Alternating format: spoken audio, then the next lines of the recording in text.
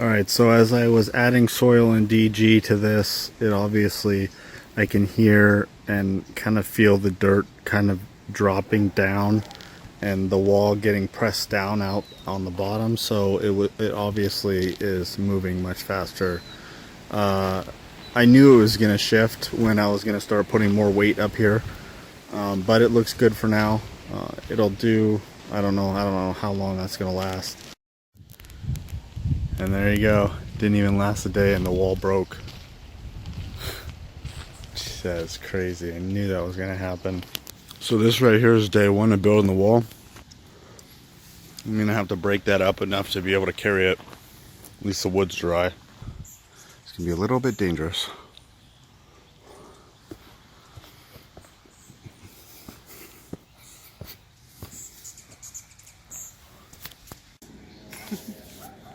So this is my next project that was kind of out of the blue. This wall, as you can see, started falling down, and within 4 days it collapsed. I got the two first beams that are going to be going down there. Got them right here. I got them from the art house because we're not having a delivery till about 8 o'clock. So this can at least get me started. Hey guys, welcome back. So this is day two. I started putting down the wood. I'm going about halfway, and then I add a dead man right here, and then I'll go another halfway, 8 feet with the dead man, and it'll go to here. And that's going to be 3 rows high is about how high this first wall is going to be. It's just going to help secure a little bit down yet. So the higher up I can get on this wall, the more I can start letting the dirt drop down into the hole so I can pack it. So it's good. So this is day 3, I think. It is Thursday. I thought I started on Monday, but maybe I started on Tuesday. I don't know. Days go by crazy around here. We built this wall. The first one here, you can see you got a couple dead men here, one here and one here. You got another dead man there, and then there's another one way down below, just the same like this down here, way down there. So this sucker's, yeah, making good progress. It's always that first time, you know, the first few rows that take the longest. And because we have a railing right here that we're matching from the old one, this wall is going to take a little bit longer to make the proper turns all the way around to match up this old piece. Once as we match that up with this, then we can go ahead and tear the rest of this down, because this side's also falling down. So luckily we haven't had any slides, so that's good. It's supposed to rain about five days all day next week. So I think we got enough of this up that it shouldn't really move. It's got a good foundation. Alright guys, so it's about 11 o'clock. You can see I had a nice pretty good spot right here. I can tap this wall right into these old stairs, so it acts as a good support and anchor holding the wall back. So that's awesome. That worked out perfect at the right angle, because I wanted to make this kind of an arch. So that worked out good. And then I got a nice clean cut right there for that part of the wall. And the front's all done. The front wall, it's not going to be as big. I would have liked to have added another piece across right here, but he doesn't want this wall being too tall, and if I add 2 more spots right here up top, it's going to be way too tall. So even though it's going to be covered with the bushes, he still doesn't want it, so that's fine. Had a lot of rain. That's a good 4 inches or so down in there, and that was overnight. So glad we got this wall up, at least most of it. Hold this back, because that would have made some damage. One area right here that it was still up is this one right here. That pipe right there, the copper pipe with the faucet on it, was actually level, straight up and down, as of a couple days ago. So the mud is constantly sliding down, and I need to take that wood off before too much pressure pushes on the main water line. You can see that in the middle down there, the green handle is a shutoff valve, but if it's gonna break, it's gonna break down in the dirt somewhere. So I'm trying to get that first section of the wall off so that there won't be so much pressure on that. So here is the first part done. So from here to here, it's gonna stagger up because it's going up a hill. And then from there, there'll be one more step up and it'll go across the top. So that's how much gotten done so far. Come back here. I'm gonna need to add the drains before I start putting too much of this dirt in here. What I'm gonna do is I'm gonna end up, you can see here I dug all this out. Found a drain that was behind the wall. I'm gonna reattach that. It was actually for a pipe over here, which was meant for a sink that we'll probably eventually attach to later. So this is day 3 of the second week of building the wall. Now as you can see, the slope goes down, so it's better for me to build the wall starting from down below and build up because it's staggered. Well, because we're starting the wall from over here, it comes up and then from here it goes back down.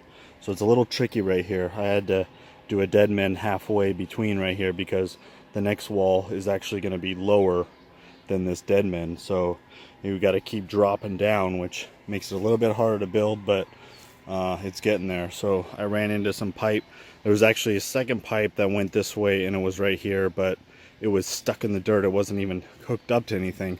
I checked all the sprinklers to make sure this wasn't connected, and it seems like it was an old pipe. So that drain right there is for a drain that's over there by the faucet, and it is for they were gonna put in a sink at one point. So I am gonna get a 45 so that I can put it into the wall right here. I'll drill a hole. The wall is coming along pretty good. Down over there is the last row, so that's how high the wall is going to be. I'm just packing and building at the same time, but you can see how tall it is.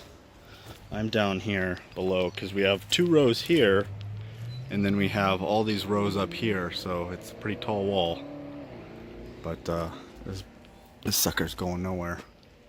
It's looking good.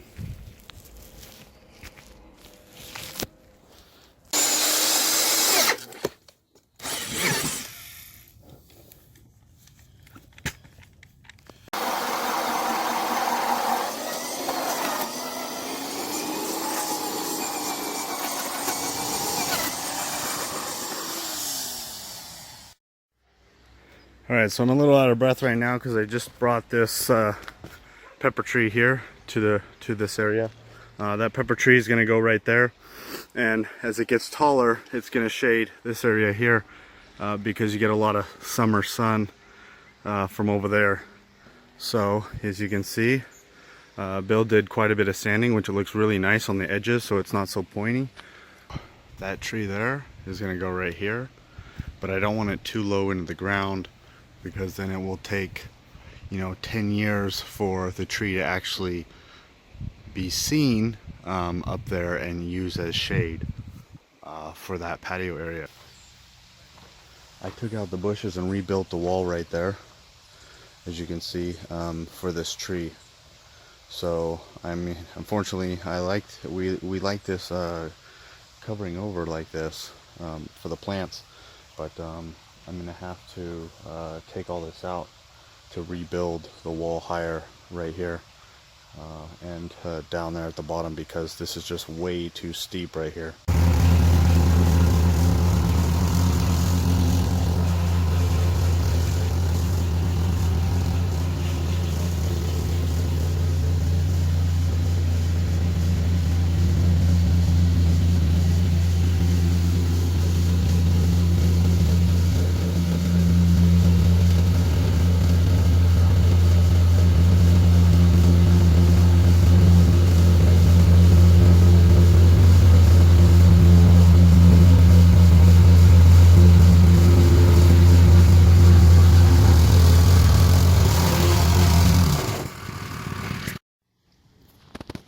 Hey guys, just a follow-up. If you don't follow me on Facebook or Instagram, I would definitely recommend it. You'll get up to date as it's happening, quick videos every day as I'm working out here. This is the retaining wall. This was $700 worth of rocks. You can see it's the top section right here, which are the new ones. So I'll go through here, and then all this all the way down to there. Now, as you can see how rotten these pieces of wood are, and these are pressure treated wood, but they're probably about 12 years old. When you do build a retaining wall, it's best, and it also makes it stronger if you put the wood or the rocks that you make on the retaining wall, put them behind the wood. That way you can pop out the pieces of wood without having to take out the wall.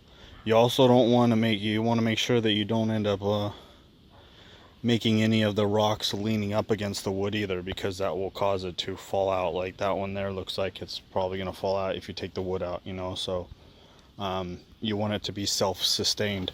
Same with the top. You want the top pieces to be self-sustained. You don't want them to be loose and they can just fall right off when you step on the wall, because you know, jobs like this, you got to get up there and maintain and stuff like that, and you know, you don't want to have to deal with that. So, and this was the super bag. It had 2,500 pounds full of DG, decomposed granite, and this is the DG that I went ahead and installed. It did about half of what I needed, so I got to get another one, but it looked really clean, really nice. The drains, everything slopes into the drains, as well as I also made it so that it's a little higher on the edges so that the wood doesn't, or the water doesn't accumulate to the wood and it goes into the drain. So same with that one over there. And then over here you have from about right there, it slopes this way down into this drain, and the rest of it I'm going to slope down off the hillside over there. Some of it slopes into into the planter areas, so that's going to look nice. And I can get the rest of the DG for this too. So here is the lighting that I installed, and it's been about 8 months since this is today's date. You can see how tall the tree got. It's huge and it grows really fast. The vines I ended up using is Coleandra or powder puff, and it grows little teeny pink flowers, and I also added the drip in the whole area, so the plants are really happy. I keep the vines cut back so that I can walk back and forth and easily maintain the plants on the wall, which is important because it's still a very steep hill. And then you can see here I'm trying to find the drain. It's very well hidden, and I spray painted it brown, so but the drain is in there and it drops right into the plants, so when it rains it'll just water the plants. And then here's another view here. This is also just, you can see a little bit better the plants and the wall. Again, everything is on drip.